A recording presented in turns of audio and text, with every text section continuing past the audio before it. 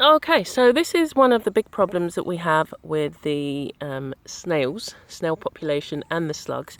And here we can see they're having a big giant orgy with 2, 4, 6, 7, 8. And there's some more, I'll show you. Just look at them all. It's like, really? I don't even know what that is. So these ones are, we've just caught them in the act or had just finished. I'm not too sure. I don't think so, actually. But they've been destroying my papaya trees. I had 8, 9 in this area, and they eat them down and cause damage to the cause damage, basically. It kills the tree. Anyway, so I've got to get rid of these particular snails. There is actually a bounty on their head here in Barbados, and you can collect them and they dispose of them in one go, but I just kill them now. I don't think you could eat them, but they have to go through a process where they have to eat something which cleanses them, and then you can boil them. But I've never had snails like the French do.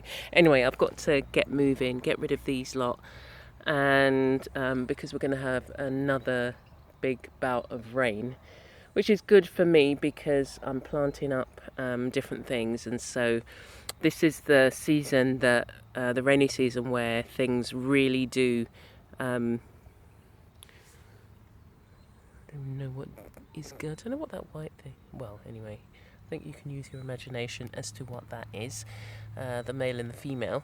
Yeah. Anyway, so I'm gonna get going.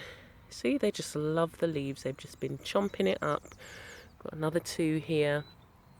So if I can get rid of them, I've got some more papaya growing up here, and they eat the flowers and eat the leaves as they go up the tree. Anyway, I've got to get moving because I want to get rid of them before it rains, because then another lot will come out. So once I've got rid of these lot, then